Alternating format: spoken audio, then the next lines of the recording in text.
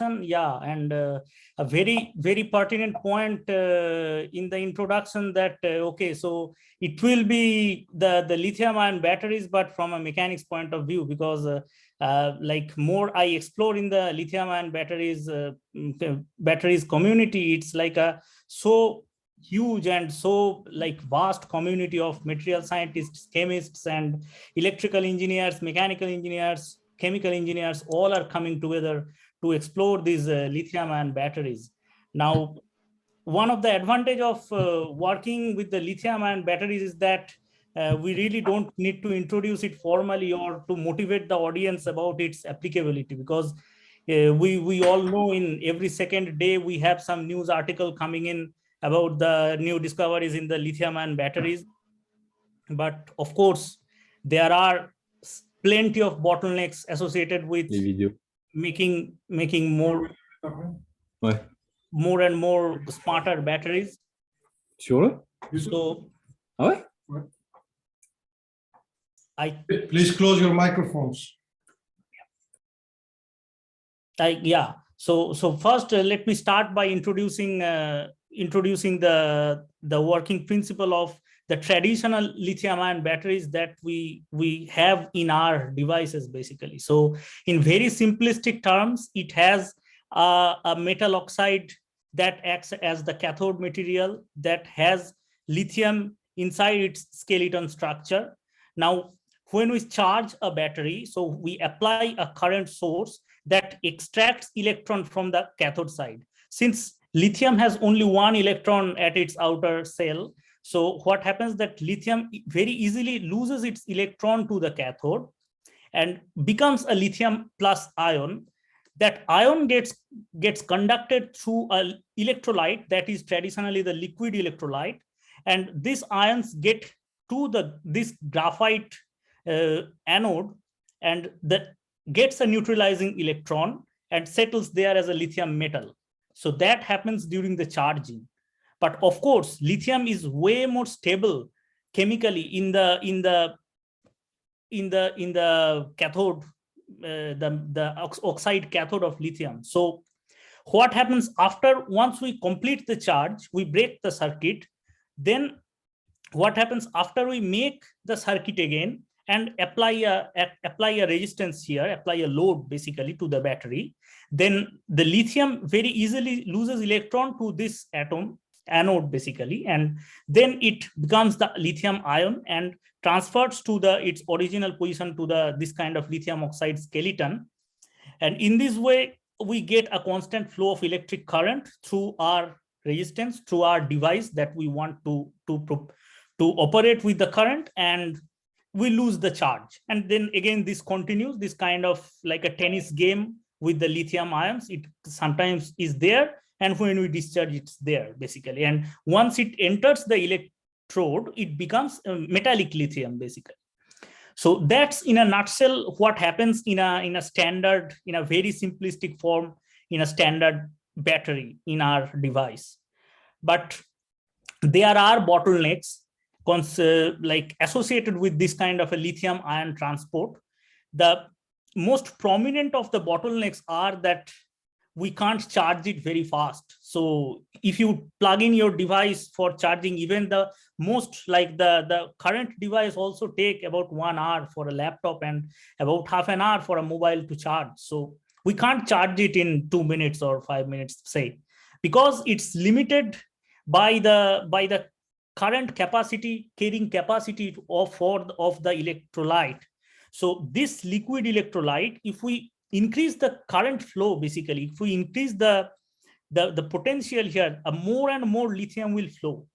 And beyond the critical current, what will happen that we will see this kind of mossy like protrusions coming out from the plating side. So what is plating side? Plating side is when to which electrode lithium is going, because here in the battery community, these terms are very famous, like the plating and the stripping, because lithium is basically going to and forth. So rather than telling it as a cathode or anode, it's better to term it as plating and stripping. So by plating, we mean that to which electrode lithium goes, that is the plating, and from which electrode the lithium is stripped out, that is the stripping.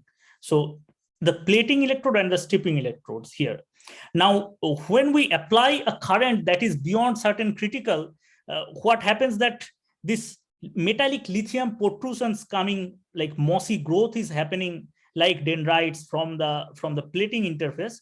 And eventually when this protrusions comes to the other electrode, we get a short circuit, and it generates extreme enormous amount of heat that can basically burn the battery, that can have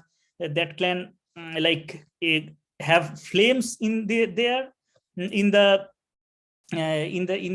battery. So that's why it becomes very dangerous to overcharge the traditional lithium ion batteries, the fluid filled lithium ion batteries. That's why in the air we are not allowed to carry lithium ion batteries in the check-in luggage, and all sorts of safety measures are there because of its safety concerns.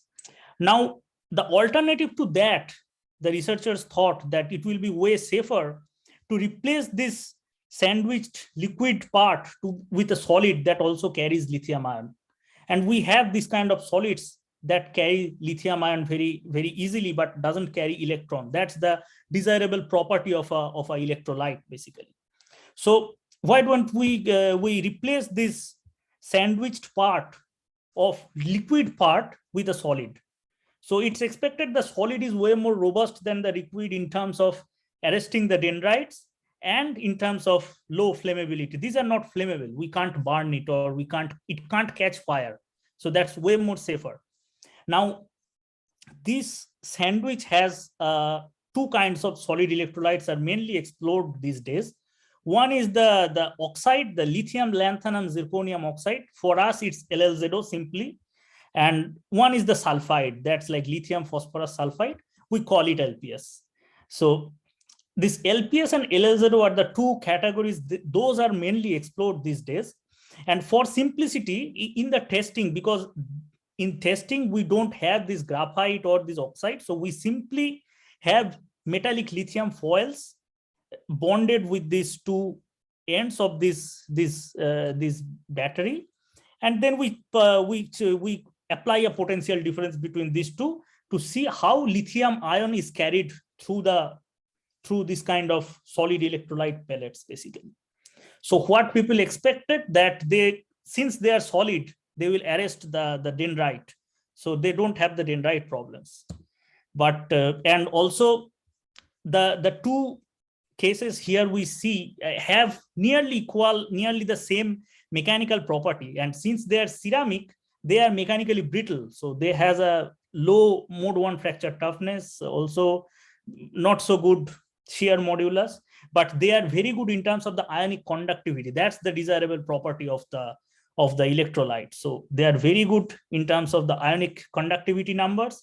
They are not so good in terms of fracture toughness because of their brittle. They are ceramics. So what else can we expect? So we started, like in the lab, experimentalists started testing with these two samples, and we expected that we don't have dendrites or sorting. But the unfortunate part of the story that we had dendrites. So how the dendrites looks like, it's completely unlike to the liquid, where we have mosses like foam like growth, but here they are very slender. So this is the top surface of this. These are like the original, and these are the sorted electrolytes. So we have some slender, very thin cracks, and when we cut it through the FIB technology, we see that very slender subsurface crack that propagated to the other side, and lithium also propagated through this crack and short circuited the cell in say 2-3 minutes, basically, at the current number of 0.5 milliamps per centimeter square. So that's a reasonable current number to go, because that's the same critical we have for the fluid filled batteries as well, but it's of no good as of now. Next, people started experimenting with the LPS, the sulfide, as we introduced. And there people have seen a completely different phenomena in terms of seeing the dry cracks. So it doesn't short circuit unlike this. So you see here the voltage drops. It's short circuited. The lithium passed through the crack. Whereas in sulfide, no lithium has passed through the crack. When we image the sulfide, the failed sulfide sample, so in LPS, we see that lithium sits only in the vicinity of the plating side, whereas dry cracks propagate through the other electrode. And rather than short circuiting, this battery fails by mechanical disintegration. So it mechanically disintegrates rather than short circuiting. That's good in one side, that doesn't damage your laptop or a mobile, but it's bad because it mechanically gets disintegrated. So how can we tackle this problem? Now, in this work, we try to explain that why we observe such dramatically different phenomena in these two kinds, which has more or less same mechanical and ionic properties. Now, to do that, we introduce a model that's like a two-dimensional plane strain model for the symmetric lithium and solid state batteries. So we consider this plating and the stripping electrode, which is connected at an external potential difference. And of course, if we apply the negative side here, lithium will come from the stripping side, migrate to the solid electrolyte, and come at the plating end. We consider a single initial crack sitting in the plating, near the plating interface. And of course, lithium, when migrates from the stripping side to the plating side, can come to the electrode and also can come and plate to this crack flank. Now, since the problem is symmetric, we consider only a symmetric part here. So, and we consider the dendrite length up to which lithium is there inside the crack, we call it the dendrite. And up to which the total crack has propagated, we call the total crack length. So the dendrite length is zeta, the total crack length is A. And we have this kind of a control area to which we will investigate our problem. And we consider the plating electrode to be ground without loss of any generality, whether the stripping side is maintained at a potential that's phi p basically. Now, once we have this, we have, of course, to model this kind of a very complicated phenomena, we have to have a lot of assumptions. So the model assumptions that we consider that there exists an initial crack. Of course, we investigate when the crack propagates. We consider the solid electrolyte is single ion conductor, so it doesn't have any other ions other than the lithium ion. So it only conducts lithium ion. So if we assume this, then we can write the chemical potential associated with the lithium ion to be some reference chemical potential of lithium in the metal, plus the Faraday's constants times the ionic potential here locally in the continuum of the solid electrolyte. This is the chemical potential. Of course, the solid electrolytes, they are brittle, so we consider it to be isotropic and linear elastic in terms of the mechanics. Now, once we, and in addition, we also consider the lithium that deposited here, the metallic lithium, since it's very thin. So we consider the lithium to be non-deformable solid that is deposited inside the particular, inside the dendrite, basically.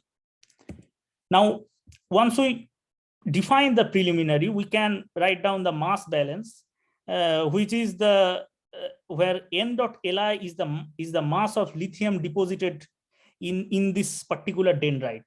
So, of course, this mass of lithium is lost when lithium strips from here and goes there. Some mass of lithium is getting lost. That is considered by this mass balance. Of course, the ion influx through this particular flank S gamma can be defined like this for the total S gamma. Of course, and also locally, this in the pointwise basis, the ion influx in this flank gives the pointwise balance law through this flank to be this, where J is the influx of lithium from the electrolyte to the dendrite, and U is the opening of the dendrite. So this gives the balance law where rho m is the molar density of the lithium, metallic lithium. Of course, there is not only influx in the dendrite, but also there is a lithium influx at the dendrite tip. So this is the dendrite tip here. So lithium will also come and plate here. so that the dendrite can extend. Otherwise, if we don't allow any influx through the tip, the dendrite will never expand basically, the extent along the stripping side. So here we have this mass balance, that the total flux into the tip is basically given by this, where zeta dot is the rate of extension of this lithium dendrite. Now, of course, once we define the mass balance, we have to define a rate type potential energy that's associated with the system. We define it like that. So the first part of the potential rate is considering the rate of change of the lithium atoms in the dendrite. So this is this. Whereas the second part is the influx of the outflux, the potential of the outflux of the lithium ion at the left boundary. The same thing happens at the right boundary, where lithium ion influx is considered via this potential rate. The elastic energy is standard, and of course this is another energy associated with this red boxed system, that is the adhesion energy near the tip. So, and that is associated, of course, with the rate of increase of the lithium dendrite length. So that's like given by this.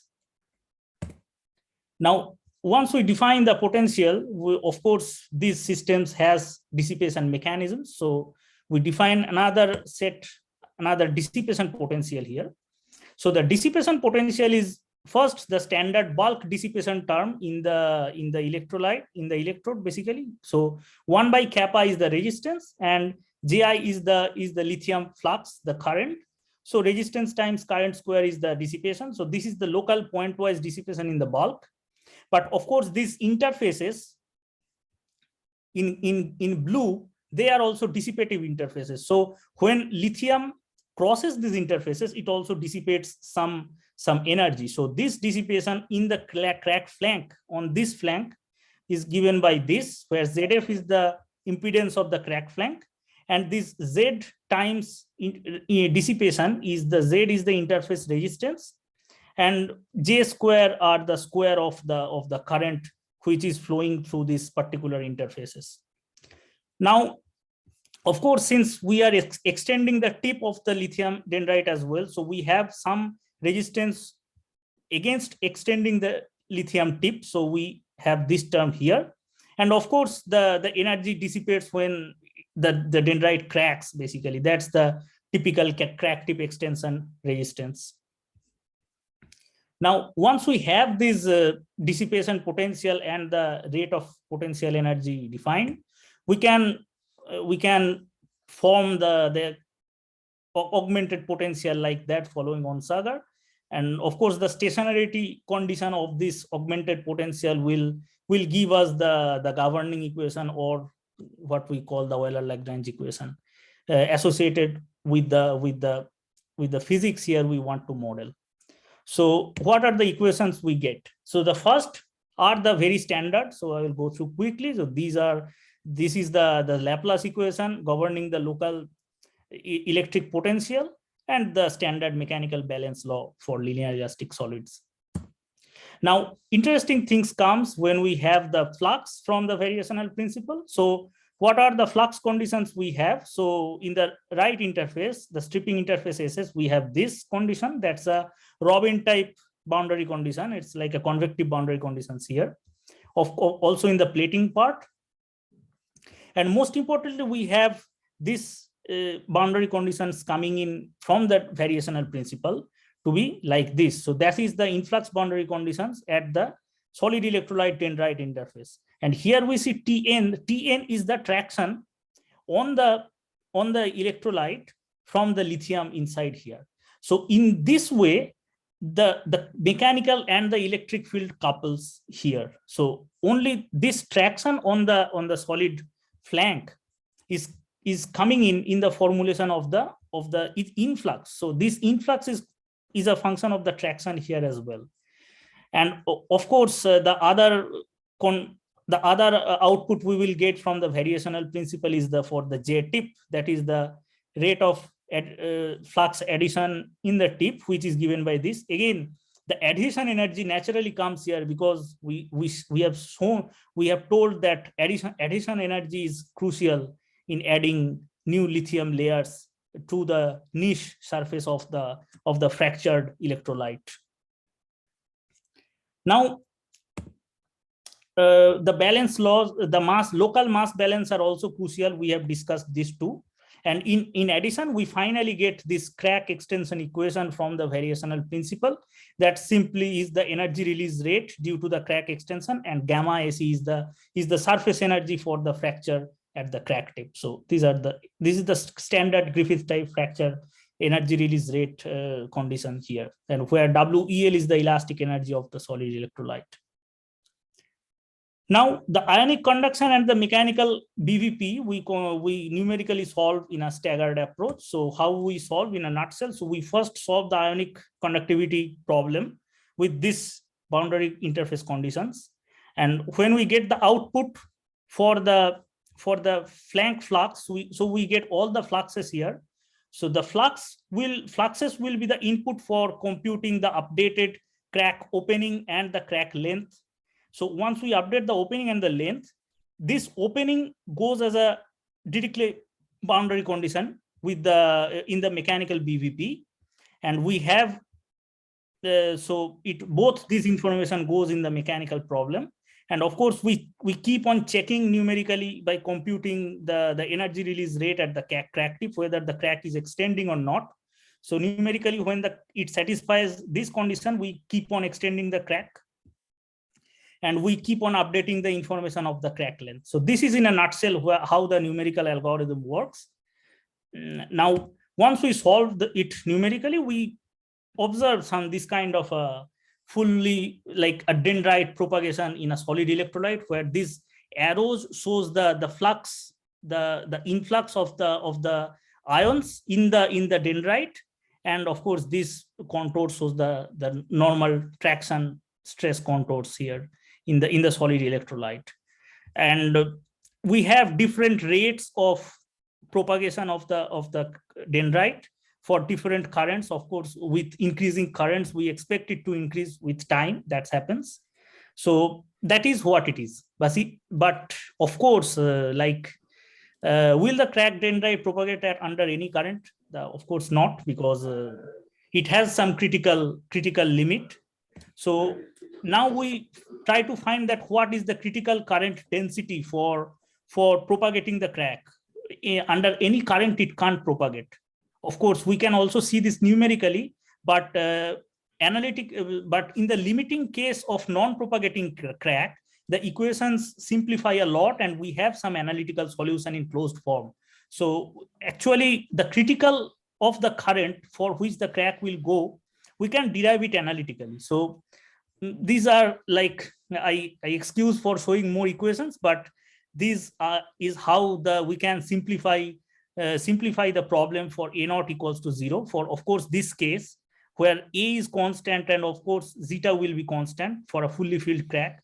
So this tip influx will go immediately, but in the limit of static crack, what will happen that in time the lithium influx will also become 0, because it can't keep on lithium adding in the dendrite, because that has an upper limit, of course. So when influx goes to 0, then this flux on the S gamma goes to 0, given it leads to a under equilibrium condition. When there is no more influx of the lithium, we have this normal traction given by this.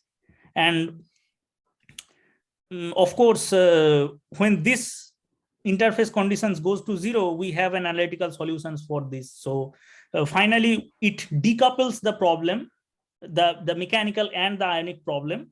And we have the ionic field distribution in the solid electrolyte to be this, and the crack phase traction given by this. And once we have a closed form crack phase traction through the crack, we can immediately open any mechanical engineering handbook and have the expression for the mode 1 stress intensity factor like this. It's an empirical expression, And from here, we can impose the condition that when Ki becomes KIC, that's the critical. And we can have, from that, we can compute the critical current density analytically. That is given by this formula. Now, of course, the critical current density is a strong function of the initial crack. So the more we have the initial flaws, the more length of the initial flaw, the solid electrolyte has the more propensity to short. And of course, with the increasing interface resistance, the crack, the dendrite has more propensity to propagate. So making good interfaces that has no flaw is crucial for designing lithium ion batteries. So both in terms of the resistance and in terms of the initial crack, it's very sensitive to these two numbers, in particular, the critical current density. And more we increase the CCD, that gives us more power to charge a battery faster. But yet we have not answered the question that why we observe these two dramatically different filled and unfilled cracks in these two nearly the same compounds.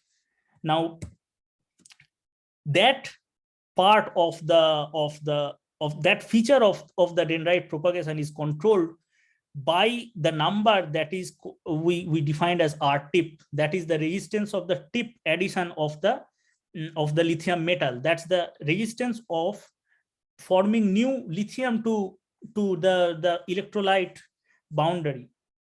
So what happens when R tip is 0? So there is practically no resistance in influxing lithium through the tip as well as through the flank. So we observe the crack propagates in a completely filled way. So this is this line, this A equals to zeta is the filled crack basically. So, and it propagates way fast. And we observed that for a 1 millimeter thick solid electrolyte, that's from the practical numbers, we have the short circuit approximately in 4 minutes. And that's in the same ballpark as the experimentalists measure. On the other hand, when we increase the R tip to very large number, what happens that it hinders the addition of new lithium layers at the tip, but it doesn't hinder the standard kinetics on throughout the flank that is sitting at its back. So what happens that it wedges the crack more rather than propagating the dendrite. So dry crack tip propagates way faster and propagates throughout the crack, fracturing it in a dry mode. So this particular number alone is controlling this feature. And when we discuss with our chemistry colleague that what this number physically means, we have an answer that now with some imaging techniques that I'm not an expert, but they have found out that the adhesion of lithium is highly likely in the oxide electrolytes that has R tip equals to 0, where the first case where we had short circuiting. Whereas on the sulfide, where we didn't have short circuit, the propensity of adding new lithium layer on a niche surface of a sulfide layer is highly unlikely. So that particular atomic level phenomena is captured in the model by this bulk, like a bulk resistance that is we added near the tip of the lithium dendrite. So in this way we can explain, and the numbers we get are very likely very comparable with the experiments. This also shows the same thing. So with increasing R tip, we get more and more dry crack, unfilled crack, and of course in the limit of R tip tends to infinity, we will also have stationarity conditions that we discussed earlier. So in that case, we have an analytical quasi-static solution, and in this way we get an upper limit in this zeta a space basically. So we have the lower bound that is A equals to zeta, and we have an upper bound that is given by the quasi-static solution. And our numerical calculations, we see we have this kind of range of different R tip. For different R tip values, we have different set of A zeta profile. So that explains, at least notionally, at least qualitatively, what is the difference between the completely dry and a completely filled crack. But now we go to more quantitative features for the data we have measured for the LLZO. So experiments imaging can measure the LLZO propagation length in an actual in situ setting. And we, of course, with increasing current, we have faster propagating cracks. But when we compare the numbers of the crack speed at near this, so it is 200 microns from the flank, and we are also measuring it at 200 microns, basically the slope of this curve at 200 microns, and we compare with the measured. So what we observed that for lower currents, for one, it is near the experiments, but as we increasing the currents, it becomes more and more offset from the experimental data. So in experiments, crack propagates way faster than the model predicts. So there is some issue with the model. Now we started finding the issue with the model. So we find that as we increase the current, we have this kind of a bulged like crack shape, and the crack face tractions becomes negative. That means that here basically the lithium dendrite is pulling in the solid electrolyte, which is happening in the present formulation. Of course, that can't be allowed because it will readily detach. It's the surface only under compression will give the traction, but if there is tension, that will be simply zero. So there's a bottleneck with the existing model, which we again then consider a constant on the modeling. The variational statements remains the same. We only put a constant that the Tn must be greater than 0. So we can't allow this pulling in of bulging like a structure of a crack front, which is unphysical. So we do the same simulations here, and then we observe that in addition to lithium metal, we have void spaces, because otherwise it will be a pulling in of the lithium. So we have voids growing on. So as we elapse the time, we solve the boundary value problem.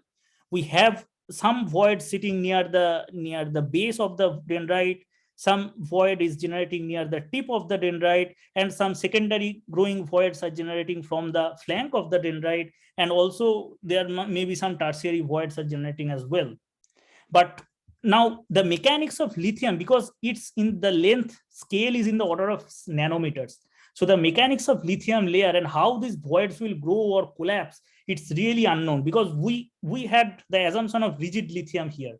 So here the voids can't grow or collapse, but it's really is a very shady area. Like we don't know how mechanically lithium reacts in this length scale. So what we did, so we consider a lumped approach. So we defined a volume fraction here, filling fraction of the lithium, so that so we consider at a particular point along direction 1, how much the proportion of the crack is filled.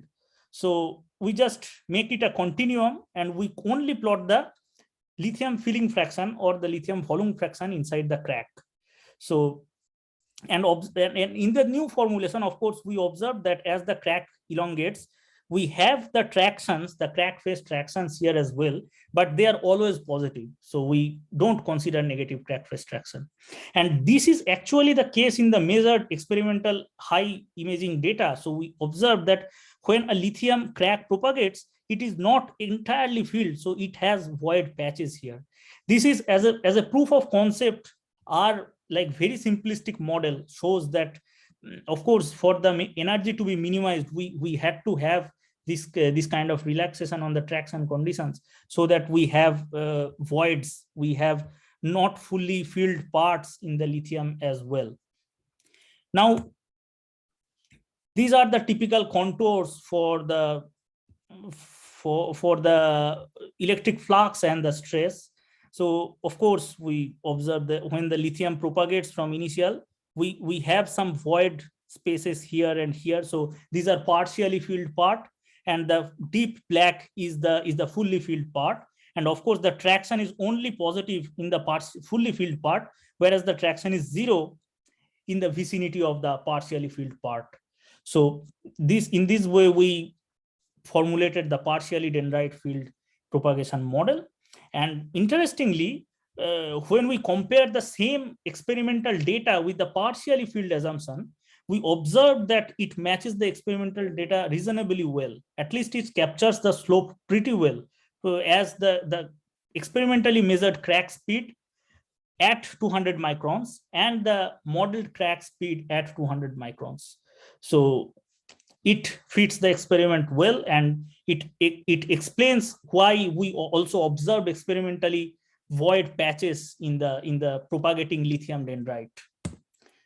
Now, of course, stripping can also be modeled because the variational framework is general. So we have discussed only plating, but since the variational principle is general, we can also model the stripping, where we observed from the stripping that the dendrite vanishes. So that's what we observe here. So the initially filled dendrite during the plating gradually vanishes when we keep on like stripping lithium out. Just we invert the polarity of the charging system. So what happens that from a fully filled, we have this kind of evolution of the volume fraction, and we have emptying the crack basically. So after a full cycle of stripping, we have very little lithium left, as we have seen in the experiments as well. Now, of course, the present framework of partially filled lithium propagation through the crack also can be extended with the dry crack tip initiation that we have discussed earlier. The effect of R tip that facilitates dry tip formation, this can also be implemented here. So we implemented that here at a finite R tip, which is greater than 0 at some point of time, the lithium dendrite and the crack tip detaches, and the crack tip propagates way faster than the lithium dendrite.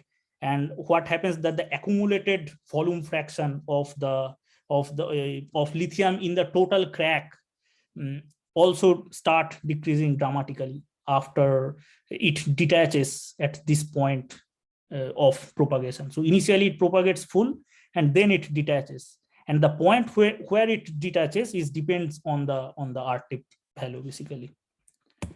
Of course, we can plot. So the initial part, it starts propagating in a fully filled manner.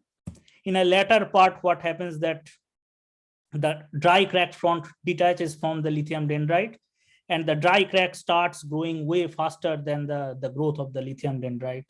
And we have observed that the tractions are mostly near the flank, whereas at the back of the flank, the tractions are nearly 0, so that we have some partially filling here, and we have a completely dry front here as well.